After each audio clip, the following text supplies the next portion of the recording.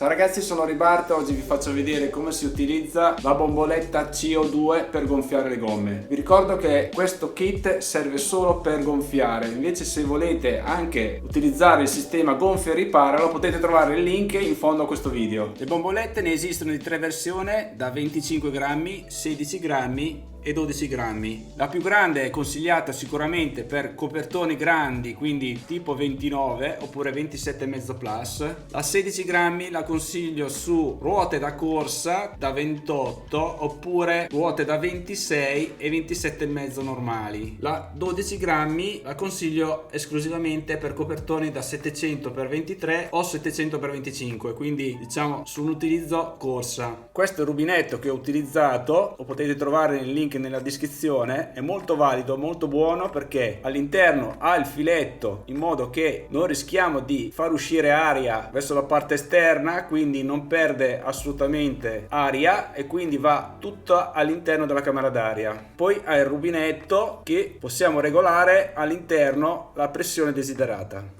Faccio vedere come funziona. La bomboletta è stata forata dall'ugello che c'è all'interno del rubinetto. Avvitando si va a forare. Mi raccomando, quando avvitate velocemente perché può uscire dell'aria. Poi il rubinetto, mi raccomando, deve stare chiuso, non aperto, perché sennò altrimenti può uscire dell'aria. La bomboletta da 25 grammi ve la consiglio su copertoni da 29 oppure 27,5 plus. Mi raccomando, svitate tutta la valvolina fino in fondo, così, altrimenti rischiamo che l'aria fuoriesca verso l'esterno invece di entrare all'interno della camera d'aria. Il funzionamento è molto semplice, basta avvitare con la sua ghiera sulla valvola, spingendo un po' verso la valvola, e avvitiamo sul filetto la ghiera, così. In questa maniera non rischiamo che l'aria fuoriesca, ma entrerà tutta all'interno della camera d'aria. A questo punto posso aprire tranquillamente la valvola che tiene chiuso l'impianto. Vi consiglio di utilizzare o dei guanti da bici oppure prendiamo uno straccetto, in modo che non ci congeliamo le mani. Quindi teniamo la bomboletta con lo straccetto in questo caso e vado a svitare il pomello per far gonfiare la camera d'aria.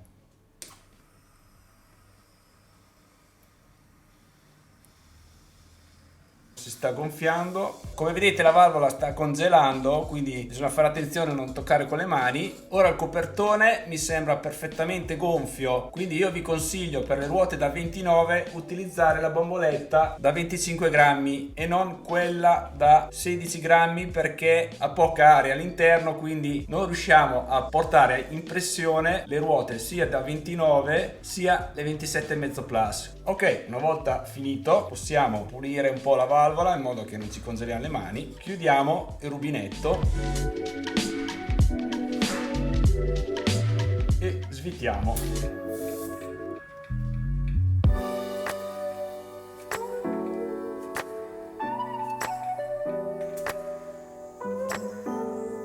Richiudiamo la valvolina. E ora il copertone è gonfio giusto per utilizzarlo ancora in fuoristrada, quindi non occorre portarsi dietro una pompetta per il gonfiaggio. In questa bomboletta c'è ancora aria a sufficienza per gonfiare un'altra gomma, non completamente, però ne abbiamo ancora.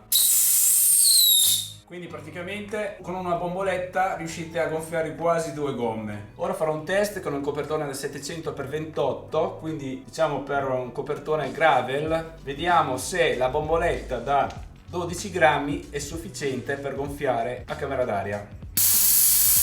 L'ho sgonfiata tutta in modo da verificare se riusciamo a gonfiarla con una bomboletta da 12 grammi. Avvito tutto il rubinetto fino in fondo, stretto bene. Poi avvito velocemente la bomboletta all'interno del rubinetto, velocemente, perché sennò rischiamo di perdere un po' di aria. Ok?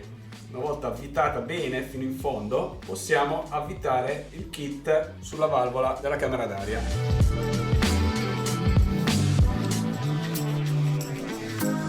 Ok, avvitato bene, tengo sempre con uno straccio oppure con un guanto la bomboletta in modo che non ci congeliamo le mani e proviamo a verificare se basta la quantità di 12 grammi su un copertone 700x28.